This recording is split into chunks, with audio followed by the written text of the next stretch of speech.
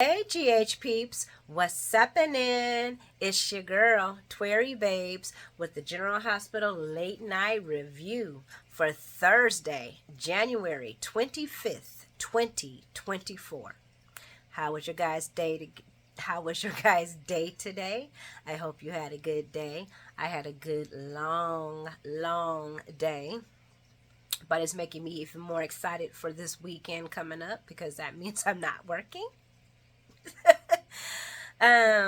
Hey subscribers, thank you guys for hanging out and for staying strong with me. Welcome new subscribers. It's always glad to have more people come and join the fun.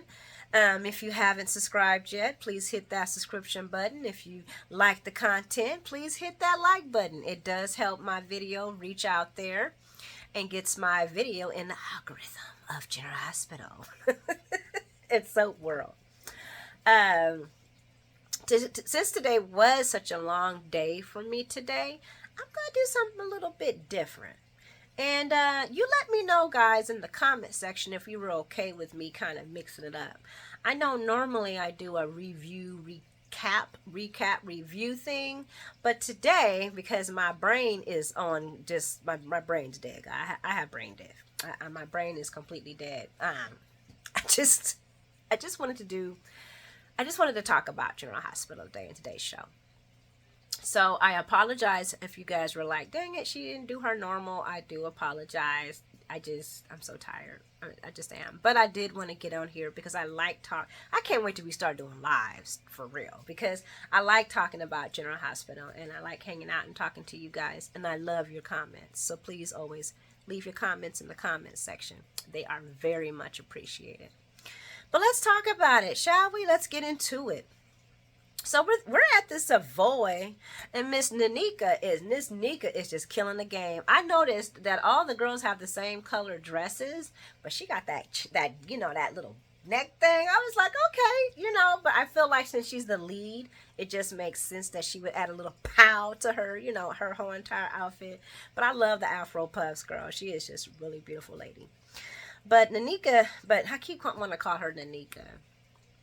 But Nika has set up a wonderful table with bottle service, and Robert's got some red roses, and he's about to wine and dine Miss Diane, and he's like, "Oh, she's so special," till he sees her walking in with who? Sonny Corinthos and Alexis, and he's like, long story short. Robert thinks that Sonny is a murderous bastard. And he does not understand the friendship that Diane gives him because she's an intelligent woman.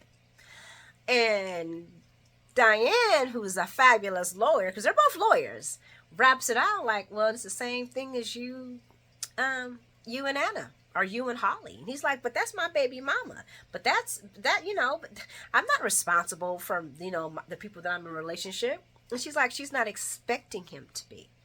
What she's expecting is her not to be judged, like she's not judging him for being friends with Anna, who has blood on her hands, and Holly, who definitely has crimes on her hands, and probably some murders too. Because we all know, back in the day, Holly was no princess. But neither was Anna. And Robert has overlooked all of them. And he even tried to say something about Anna being his baby mama. And Diane was like, Sonny has kids too. What makes them better than him? I'm confused, So they have, because he cares about her and she does not want to throw away everything they're working on and building up to, they decide to leave Sonny and the clients in the courtroom and not in their relationship, which makes sense. But she did say that he has a personal what did she say? She said professional vendetta. What is it? You have a personal and highly professional vendetta against my client. So she's not saying, you're not even, I'm going off of logic and ethics and, logic. I'm using logic and you're just using personal feeling, and that ain't cool. You're gloating. And Robert's like, well, it's my job to put away men like Sonny. She says, yeah, but you're going after Sonny. It's not, you're not. And in truth, he's the only one there. I mean, Cyrus, he's, televangelist right now. He ain't hurt nobody. Well, not yet.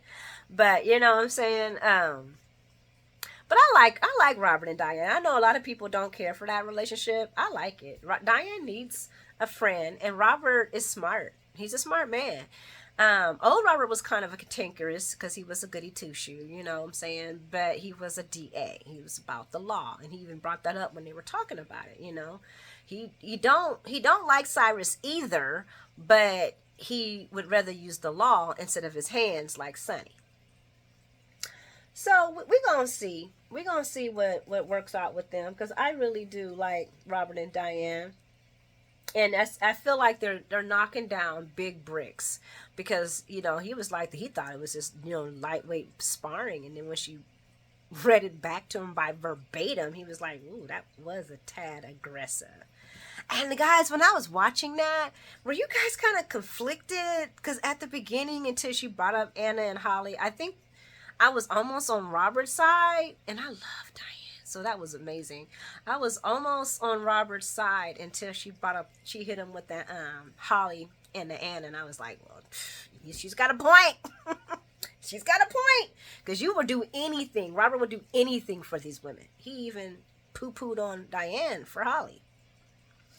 So we'll see what happens with these guys, because I really do like them together, and Diane needs somebody who challenged her, and I think Robert's good for that. I know a lot of people don't like the comparing. And I don't know why they don't think old people want to be in love too. We do have. Well, I'm not old like that, but I am not gonna stop being loving and having intimacy in my life if I'm with somebody. You know what I'm saying? That does not die. Okay, I work with geriatrics. That does not die ever. But anywho, as the geriatric care centers, it'd be a hot mess in them places. But anywho, we're gonna fly on over to Alexis and Sonny, because they're there, because they did not come with Diane. Of course, we all know that they were coming to see the going away party, which they both were late to. But they talk about Christina and the surrogacy thing, and Alexis is like, what could go wrong? I mean, Molly and Christina, they're getting a baby. What could go wrong? I'm like, everything. Plenty. I can't wait. I can't wait for the hot hell mess. This is why do we have to have nice stories? I mean, we'll get to them, because, yeah. But anyway, she tells Sonny how, she's trying to stay in her lane and not be pushy and aggressive, and Sonny's teasing her. He's like, who, you? You being pushy and aggressive? And he's like, he told her, I don't want to give Christina's, her confidence, but she did tell me that, she knows that you meant well by what you said. And I thought that was weird. And I guess one thing I can say is, I don't know if my kid's father does that with me. He keeps the kids' confidence. Like, so there's things that they'll tell him that he doesn't tell me. I think I don't know if we do that. I don't know. That was just weird. But I knew a lot of parents do that. Like, well, they told me this in confidence. But I don't know. I don't know. That's me. Y'all let me know what y'all thought about that. But yeah, they get the phone call, and they head over to the big yay. But one thing that did strike me out in this conversation that Sonny and Alexis had was that Sonny feels like he lost his family because of the pain that he caused them. And I was like, wait a minute, what? What did you lose? Because you and Carly were just sitting at the table talking, mourning Bobby. And I'm pretty sure Michael is not going to say, oh, Dad, F ya. No, and Christina's not going to say that. And Donna still loves her daddy, and Avery still loves her daddy. Avery lives with you now with her mama, Ava. That could be your new family. I'm just being messy. But how did he lose his family? He hasn't lost his family. And if something's happened on General Hospital that I don't know about, guys, please put that in the comments. Because I was a little stuck when he said that Sonny feels like he lost his family. I mean, the only person he lost was Nina, and she's not going nowhere. He didn't lose her. She's just waiting. She's waiting for any kind of showing that he's lightening up on her, and she's gonna come skeeving right back up in there. So I don't know what family he's talking about losing, but you know, I guess. So they head on over to Christina's house, and then we're gonna slide on over to Finn, Liz, and Finn and Liz, the Fliz factor. And you know, Finn's trial is tomorrow. And he's at work working, at least that's what he tells Violet when she's like, "What you doing, Daddy? Why aren't you home?" And you know, Liz comes in there and she's like, you know, you just got to keep your head up. You got to stay focused. You can't let this, you know, don't think negative. She's uplifting her man like she should, and we all know that that's Liz's character. She's always been about. I don't like how she's been the proper of all these characters, and she's not getting her own story. Liz has gotten way more time. Well, I guess Finn has been on here multiply different people, but I don't know. I don't like Liz having to prop all these people up. I wish she had her own story. I guess she did kind of have her own story when she was having that whole entire. And whatever happened to that story? Let me get I think Frank and them talked about that yesterday. Let me just leave that alone. I'm not even talking about today. So while they're talking about, you know, Finn is talking about the 12 people judging him, and they're going to see him as being an arrogant tool. My words, not his. Well, he said arrogant. I added the tool. Marty comes in, and they tell him about Dr. Sawyer and the hypothetical, you know, conversation they had. And he's like, why y'all just telling me now? He says, well, we didn't think it was going to go anywhere, and we don't still think it's going to go anywhere because we don't have any names. We just have a hypothetical conversation and the fact that he may or may have not seen an oncologist. But normally if a patient's seen for cancer and they find cancer, they will schedule you to see an oncologist unless you request not to see anybody and to go to like some herbal medication. So if you went to a doctor and they found cancer and it was like, for real, you need a chemo, they're not sending you to an oncologist to have that looked at. You get a new doctor. Unless you want to go the natural way, not dying the natural, not unaliving yourself the natural way, but doing like, you know, the natural way, taking medicine, taking vitamins and all that stuff. Not saying none of that works, guys. I am not a doctor or a nurse, so I'm never saying that. I'm just saying there's options. I don't know if those options work. Yeah, moving along. So yeah, they're telling they're telling Martin about Muldoon seeing possibly another doctor and never going back to him like he did to Finn. And then Martin does bring up that Diane will most likely bring up his past drug history, and it will come into light that there was a possibility, even though it didn't happen, that Finn was high on his own supply while he was doing surgery, while he was diagnosing patients, and that's why he slipped it, because they have to find some kind of chink in the armor, and Finn's not happy about that, because he's like, damn, I gotta defend myself and defend my past. And in truth, guys, yes, they will find any and everything to throw the book and discredit you in these types of situations, so it's not shocking. But his court's tomorrow, and what is Marty tell him? Go home and do something to take something out of your mind. Go home and do something to take tomorrow and everything out of your mind, and just be yourself. Well, the man that was too busy to go home because he was working is now not too busy to go home to Liz's empty house where they can play her favorite hit list, and he can hit that.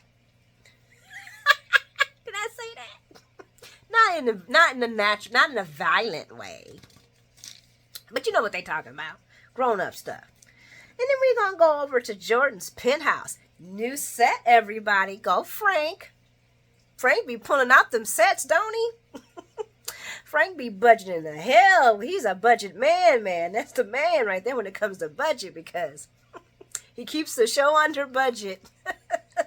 You know, got new writers, bringing all these fantastic people in and out and everything like that. And we always get a new set. I love it. So Jordan has a penthouse. Now, I don't know. I thought she might have had this penthouse a long time ago when Taggart was on. Correct me if I'm wrong, guys, but I thought this may be the same penthouse that she had when she was, hanging out with Taggart. I can't be sure. But anyway, Jordan seeks the help from What? Brock, honey. What y'all think about Jordan and Brock? Because you know Brock was putting it on hot and heavy on our lady, honey. And she is single, and she is definitely beautiful, and she has no man in her life. What do y'all think about her and the Brock connection? Not just him helping her. Because when he put that phone in her phone number in his when he took her phone number so he could triangulate where the guy's last whereabouts, her lead's last whereabouts was, he was like, "Yeah, gotcha." I don't know what that. I mean, I was like, okay, I know that's not nefarious. Gotcha. That's a gotcha. And Jordan was trying to, hey, this is my business. I already got a file. You don't need to know anything about me. I already got a file on you. We good. And he's like, we sure is. I don't know. I'm with it. They ain't gonna bring guys. They ain't gonna bring nobody else on here for Jordan. And it's better than Hat Daddy. And anything's better than Curtis. Okay. And the fact that Jordan's what is he, a deputy mayor, at which Brock gladly reminded her, not only are you the ex-police commissioner, but you are a deputy mayor. Why? I'm just trying to figure out why you ain't going to the PCB and you going to me. And then she tells him that she doesn't want to give the PCPD a bad spot, and he's like, "But you want to give me it?" And she's like, "You are the bad spot." So she was kind of like flirting with him, but not flirting with him, or was she just using her womanly wiles to get what she wanted? And then she goes say something, "As the deputy mayor, I will owe you no questions asked." And I'm like, you know what he wants. He ain't gonna want. I mean, if it ain't a favor for something nefarious, which I doubt, it'll be for a date, because he was trying to. He was trying to smack Jordan's cookies. That's all I'm going to say. And Jordan tells him that they have a file on him, and he says, "What's in the file?" And she says, "Classified." And he's like, sounds like all the good stuff usually is. And I was like, go ahead on, Brock. He laid it on thick, honey. But so Brock has agreed to help her. This is going to be interesting, because it's like, I don't know. Y'all tell me what y'all think about Brock and Jordan. A lot of people don't like Stephen A. because he's a commentator in his politicals and how he sees things. But I don't have a problem with Stephen A. And I definitely like him on the show. And he's always been crushing on Carly. So it's nice to see his crush move somewhere else. You know, because that ain't going to happen with Carly, of course. But Jordan is available. I'm just saying. And I'm for it, okay? Because I'm for it. It's the bad girl, good. It's the good girl, bad guy kind of thing. So it's kind of like Sunny. No, because Carly was kind of a bad girl too. Well, I'm liking it. I'm for it. I'm for it. I'm interested in seeing how they play it out. And I don't want Jordan to be no spank-a-hole and just out here going back and forth with all these different men either. Don't be slutting out my girl. Man, we don't do that. We don't do that. But anywho, we're gonna go over to the PCPD, and we got Chase. And he's talking about how he would rather be grilled with Diane. And I'm like, I don't think so, because Diane would eat you alive, Chasey baby. And Laura shows up because Laura shows up and tells Dante she wants him to arrest Esme. And they're like, we can't arrest Esme. I'm like, Laura, they can't just go and arrest Esme. She ain't done nothing. The charges ain't even been filed on her. Laura then went to Robert and had him working on the ADA to reinstate Esme's charges. I was like, damn. And then she gonna say she don't want nobody badgering, because Dante's like, well, we can't do nothing until then. She's like, well, we gotta pick her up before she hurts somebody. Heather just keeps thinking she's gonna hurt somebody, and I believe her. And he's like, well, we can't just bring her in. He says, well, I guess I can come up with something to bring her in. Or he says, but she ain't did nothing really, and if we was to bring, she's still kind of the victim in the court of law. And Laura's like, that's what we're gonna stick. That's what we're gonna tell her. But I don't want her badger. I just don't want her badger. And I'm like, oh, that's because you don't know.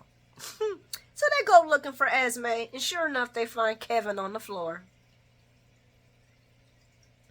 And now Kevin's in the hospital looking for tests, and Laura Lou is doubting herself and doubting her trusting the wrong person. And I wonder if this is going to make her look differently at a lot of other wrong people she's been given leeway to. Well, I guess I really can't say she's been given too much leeway to Cyrus.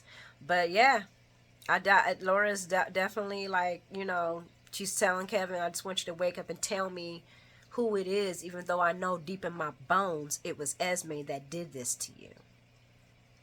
And some part of me, and y'all let me know what y'all think about this, okay? I hate Esme. I'm not gonna lie.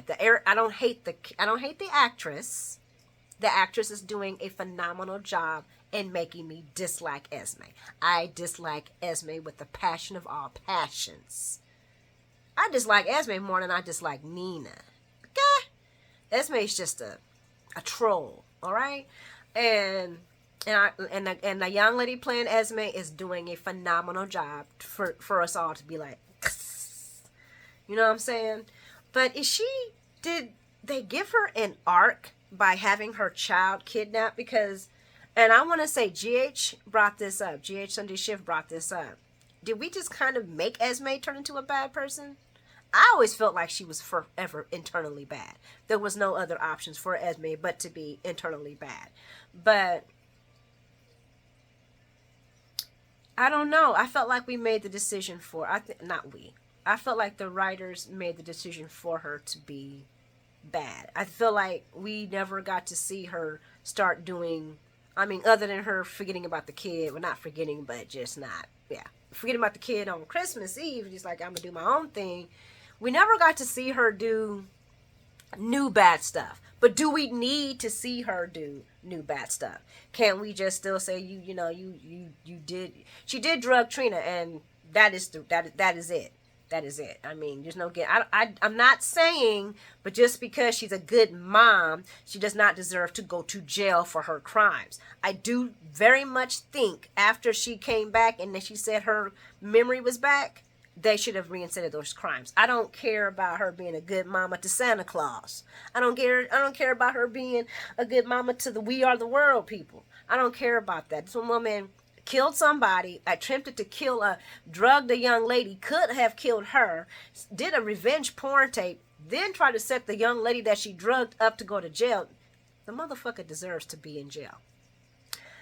But this whole entire other stuff wasn't needed when we could have just had her go to jail. I guess, yeah, because it's the juice, and the juice gets us hot. So I just answered my own question. Anywho, Esme has left a whole bunch of false leads for these okie doke cops to follow. And I am just asking for everything in heaven for somebody to say, maybe this is made up. Maybe these are all false leads. They can't be this stupid. The girl is conniving. Do you really think she's going to tell you where she's going? Guys, I'm not going to get mad about this because I'm hoping Friday we'll have some, well, we know she did a false lead. There's no way she went to Canada. Or they have one of them go to Canada and then the other one looking, is trying to find out more information about where she possibly could have went. Me, myself, I would have automatically been checking for the Paris Airlines because you can't catch the bus there or the train there, but you definitely can catch a plane. So while we're checking to see about the bus lines, we also need to be checking to see, about the bus lines and the plane lines to Canada. We need to be checking about flights to Paris. And I would hope, because Heather told Laura that Spencer and Trina are on her hit list. Why in the hell would she go to Canada? She's on Paris, baby, on her way, probably on that plane with him. But anywho, guys, I'm going to wrap this up because I said this was going to be a short one because I need to take my butt to bed. As always, it's always nice talking to you guys about GH. Leave your thoughts and your comments in the comment section as always. And thanks for hanging out with me, guys, for this short little video. Y'all have an amazing night, an amazing morning, and I'll talk to you later. Mwah.